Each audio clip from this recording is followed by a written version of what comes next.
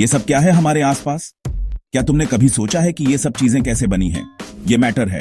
हर वो चीज जो जगह घेरती है और जिसका वजन होता है वो मैटर कहलाती है।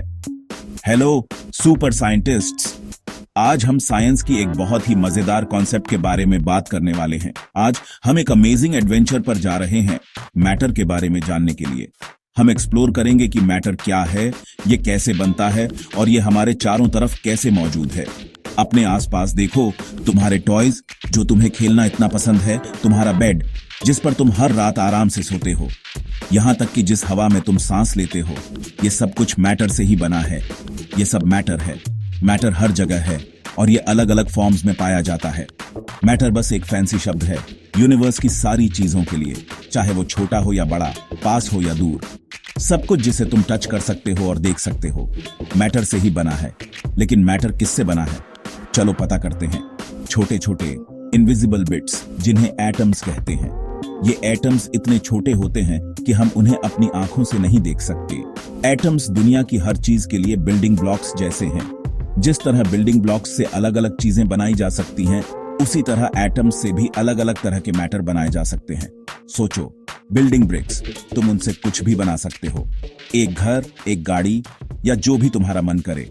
एटम्स यूनिवर्स के लिए वही करते हैं। वो हर चीज बनाते हैं जो हम देखते हैं और महसूस करते हैं। हर एटम के अंदर और भी छोटे पार्ट्स होते हैं, प्रोटॉन्स, न्यूट्रॉन्स और इलेक्ट्रॉन्स। ये पार्टिकल्स एटम को बनाते हैं और उसे प्रॉपर्टीज देते हैं। प्रोटॉन्स का पॉजिटिव चार्ज होता है, इलेक्ट्रॉन्स नेगेटिव होते हैं और न्यूट्रॉन्स न्यूट्रल होते हैं। ये चार्जेस ही एटम्स को एक साथ रखते हैं। वो सब एटम में रहते हैं और इलेक्ट्रॉन सेंटर यानी न्यूक्लियस के चारों ओर घूमते रहते हैं। ये मूवमेंट एटम को एनर्जी देता है। तो सबसे बड़े पहाड़ से लेकर सबसे छोटे बग तक सब कुछ मैटर है। मैटर की कोई लिमिट नहीं है। तुम भी, तुम्हारे बाल, तुम्हारी नाक, तुम्हारी गिगल्स मैटर से बने हो। हम सब मैटर से बने हैं। मैटर हमारे यूनिवर्स की जानी पहचानी चीज है। ये वो है जिससे हम इंटरैक्ट करते हैं और जिसे हम समझते हैं। लेकिन क्या हो अगर मैं तुम्हें बताऊं कि कुछ और भी है, कुछ बहुत बहुत डिफरेंट, कुछ ऐसा जो हम देख नहीं सकते, टच नहीं कर सकते, लेकिन फिर भी मौजूद है?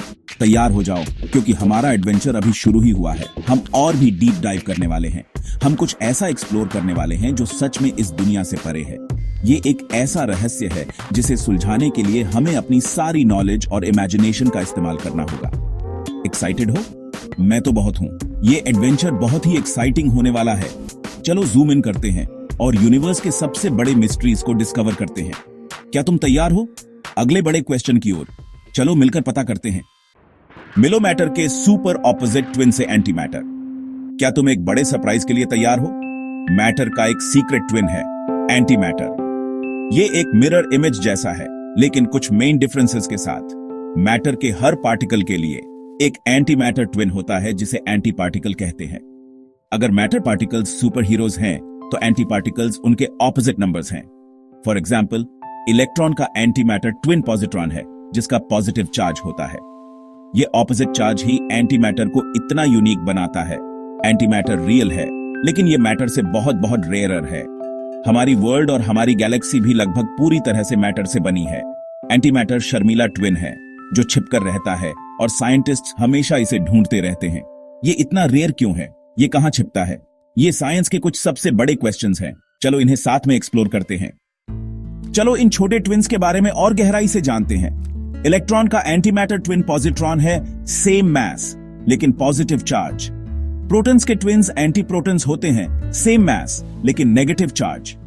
ये कैप्टन पॉजिटिव और जनरल नेगेटिव जैसे हैं, opposite powers, same strength. Neutrons भी, जिनका कोई चार्ज नहीं होता, उनके एंटी पार्टिकल्स होते हैं जिन्हें एंटी न्यूट्रॉन्स कहते हैं। न्यूट्रॉन्स और एंटी न्यूट्रॉन्स क्वार्क्स और एंटी क्वार्क्स से बने होते हैं, ऑपोजिट इंग्रेडिएंट्स, भले ही टोटल चार्ज 0 हो। मेन आइडिया ये है, हर पार्टिकल का एक एंटी पार्टिकल ट्विन होता है, किसी न किसी तरह से एक परफेक्ट ऑपोजिट। इन पेयर्स को पार्टिकल एंटी पार्टिकल पेयर्स कहते हैं। ये ऑपोजिट्स का एक कॉस्मिक डांस है। साइंटिस्ट ने कई तरह के पार्टिकल्स ढूंढे हैं, हर एक का अपना एंटी पार्टिकल होता है। ये मैटर और एंटी मैटर की पूरी फैमिली है। इनके बारे में जानने से हमें अपने यूनिवर्स के बिल्डिंग ब्लॉक्स को समझने में मदद मिलती है। हम जो कुछ भी देखते हैं उसका एक ऑपोजिट कहीं छिपा होता है, या कम से कम वो एग्जिस्ट कर सकता है। अमेजिंग है ना? हमने एंटी मैटर कैसे डिस्कवर किया। ये एक ऐसी कहानी है जो साइंस की दुनिया में क्यूरियोसिटी, ब्रिलियंस और परसिस्टेंस को दर्शाती है। इसकी शुरुआत 1920s में पॉल डिराक नाम के एक ब्रिलियंट साइंटिस्ट से हुई। वो एक ऐसे फिजिसिस्ट थे जो यूनिवर्स के फंडामेंटल लॉज को समझने के लिए मैथमेटिकल इक्वेशंस का इस्तेमाल करते थे। डिराक के इक्वेशंस ने सरप्राइजिंगली एक नए पार्टिकल की प्रिडिक्शन की। ये प्रिडिक्शन उस समय के साइंटिफिक अंडरस्टैंडिंग को चैलेंज कर रही थी। बिल्कुल इलेक्ट्रॉन जैसा, लेकिन पॉजिटिव चार्ज वाला। ये एक ऐसा कॉन्सेप्ट था जो पहले कभी एक्सप्लोर नहीं किया गया था। पहले तो लोगों ने सोचा कि ये बस मैथ की एक अजीब बात है, एक मैथमेटिकल एनोमली। लेकिन डायराक को अपनी थ्योरी पर विश्वास था। उन्हें पता था कि उनकी इक्वेशंस कुछ इंपॉर्टेंट रिवील कर रही है। उन्होंने इसे एंटी इलेक्ट्रॉन कहा, एक ऐसा नाम जो इसकी मिरर इमेज नेचर को दर्शाता है। सालों तक ये बस एक आइडिया था, किसी ने इसे देखा नहीं था। ये एक थियोरेटिकल कॉन्सेप्ट था, वेटिंग फॉर एक्सपेरिमेंटल प्रूफ। फिर 1932 में कार्ल एंडरसन एक क्लाउड चेंबर का यूज करके कॉस्मिक रेज की स्टडी कर रहे थे। वो स्पेस से आने वाले हाई एनर्जी पार्टिकल्स को एनालाइज कर रहे थे। उन्होंने एक पार्टिकल ट्रैक देखा जो मैग्नेटिक फील्ड में गलत तरीके से मुड़ रहा था, indicating a positive charge. Positive charge का प्रूफ, ये एक ग्राउंड ब्रेकिंग डिस्कवरी थी। उन्हें डिराक का एंटी इलेक्ट्रॉन मिल गया था और उन्होंने इसका नाम पॉजिट्रॉन रखा, confirming Dirac's theory. Eureka, anti matter real था। ये एक रेवोल्यूशनरी मोमेंट था साइंस के इतिहास में। इस डिस्कवरी ने यूनिवर्स को देखने का हमारा नजरिया बदल दिया। इसने हमें यूनिवर्स के फंडामेंटल बिल्डिंग ब्लॉक्स के बारे में नई जानकारी दी। इससे पता चला कि हर पार्टिकल के लिए एक ऑपोजिट हो सकता है, एक मिरर इमेज जो चार्ज में ऑपोजिट है। साइंटिस्ट तब से और एंटी मैटर ढूंढ रहे हैं और इसके प्रॉपर्टीज को एक्सप्लोर कर रहे हैं। हर डिस्कवरी हमें यूनिवर्स को समझने के और करीब लाती है और नए साइंटिफिक फ्रंटियर्स खोलती है। ये सब एक बोल्ड आइडिया और एक क्लेवर एक्सपेरिमेंट से शुरू हुआ जो साइंस की दुनिया में इनोवेशन की इंपॉर्टेंस को दर्शाता है। ये है साइंस की पावर। ये हमें दुनिया को बेहतर ढंग से समझने और नई टेक्नोलॉजीज डेवलप करने में मदद करता है। हम अगला क्या डिस्कवर करेंगे? The possibilities are endless. अगर एंटी मैटर इतना रेयर है तो क्या हम इसे प्रैक्टिकल एप्लीकेशंस में यूज कर सकते हैं? क्या ये सिर्फ साइंस फिक्शन की बातें हैं या इसका हमारे रियल वर्ल्ड में भी कोई रोल है? हाँ, स्पेशली मेडिसिन में। एंटी मैटर का यूज मेडिकल फील्ड में कई इनोवेटिव तरीकों से हो रहा है। एक अमेजिंग यूज है PET scan, positron emission tomography. ये टेक्नोलॉजी मेडिकल डायग्नोसिस में रेवोल्यूशन ला रही है। पीईटी स्कैन्स पॉजिट्रॉन्स का यूज करते हैं ताकि डॉक्टर्स हमारे शरीर के अंदर देख सकें। ये एक नॉन इन्वेसिव तरीका है जिससे शरीर के अंदर की डिटेल्ड इमेजेस मिल सकती हैं। एक स्पेशल लिक्विड पॉजिट्रॉन्स रिलीज करता है जिसे रेडियो एक्टिव ट्रेसर कहते हैं, जो इलेक्ट्रॉन्स से मिलते हैं और एनर्जी के छोटे फ्लैशेस बनाते हैं। ये फ्लैशेस एंटी मैटर और मैटर के अनाइलेशन का रिजल्ट होते हैं। स्पेशल कैमरास इन फ्लैशेस को डिटेक्ट करके डिटेल्ड इमेजेस बनाते हैं। ये कैमरास बहुत सेंसिटिव होते हैं और बहुत कम लाइट को भी डिटेक्ट कर सकते हैं।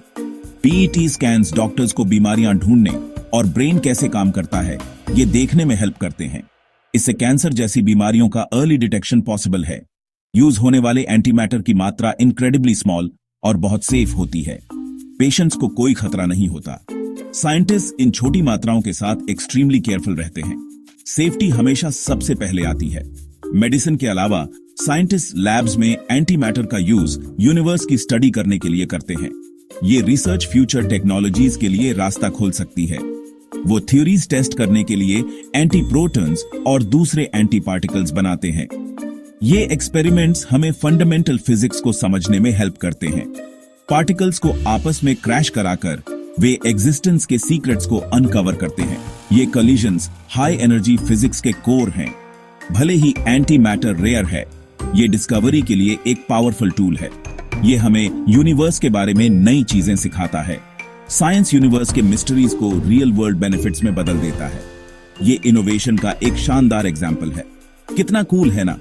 एंटी मैटर सिर्फ थियोरेटिकल नहीं है, ये हमारे जीवन को बेहतर बनाने में हेल्प कर रहा है। क्या होता है जब मैटर और एंटी मैटर मिलते हैं? वो हाथ नहीं मिलाते, वो अनाइलेट हो जाते हैं। जब एक पार्टिकल अपने एंटी पार्टिकल से मिलता है तो दोनों एनर्जी के एक फ्लैश में गायब हो जाते हैं। इसे अनाइलेशन कहते हैं। उनका सारा मास प्योर एनर्जी में बदल जाता है, बिल्कुल आइंस्टाइन के EEMC2 की तरह। थोड़ा सा भी एंटी मैटर अगर मैटर से मिल जाए तो बहुत ज्यादा एनर्जी रिलीज होगी। इसीलिए तुम्हें एंटी मैटर के बड़े चंक्स आसपास नहीं मिलते। ये बहुत रिएक्टिव है। साइंटिस्ट एंटी मैटर को स्पेशल ट्रैप्स में स्टोर करते हैं ताकि वो किसी चीज को टच ना करे। एनाइलेशन ही एंटी मैटर को इतना पावरफुल और इतना मिस्टीरियस बनाता है। अगर अर्ली यूनिवर्स में मैटर और एंटी मैटर मिक्स हो गए होते तो हमारे पास सिर्फ एनर्जी बची होती। ये एंटी मैटर मिस्ट्री का एक बड़ा क्लू है जिसे हम आगे एक्सप्लोर करेंगे। एंटी मैटर इतना रेयर क्यों है? ये यूनिवर्स के सबसे बड़े मिस्ट्रीज में से एक है। थ्योरीज कहती हैं कि बिग बैंग ने इक्वल अमाउंट्स में मैटर और एंटी मैटर बनाया था, लेकिन आसपास देखो सब कुछ मैटर से बना है, एंटी मैटर से नहीं। अगर इक्वल अमाउंट्स होते तो उन्हें एक दूसरे को अनाइलेट कर देना चाहिए था, जिससे सिर्फ एनर्जी बचती। तो सारा एंटी मैटर कहां गया? इस पजल को बारियन एसिमेट्री प्रॉब्लम कहते हैं।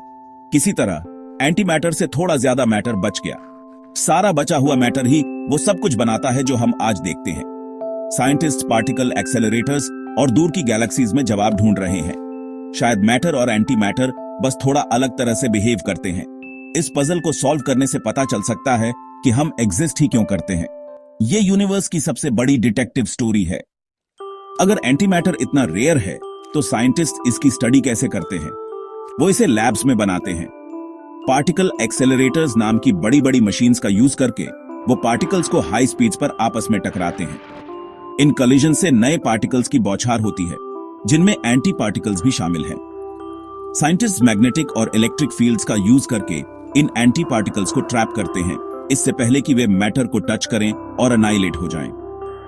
ये किसी ऐसी चीज के लिए एक इनविजिबल बॉटल बनाने जैसा है जो किसी भी नॉर्मल कंटेनर को डिस्ट्रॉय कर देगी। सियन जैसी जगहों पर scientist matter anti matter differences की स्टडी करने के लिए एंटी हाइड्रोजन एटम्स बनाते हैं। हर एक्सपेरिमेंट हमें एंटी मैटर मिस्ट्री को सॉल्व करने के करीब लाता है। ये ट्रिकी मेहनत वाला काम है, लेकिन ये यूनिवर्स के सीक्रेट्स को अनलॉक कर रहा है। कौन जाने हम अगला क्या डिस्कवर करेंगे। साइंस पूरी तरह क्यूरियोसिटी और क्रिएटिविटी के बारे में है।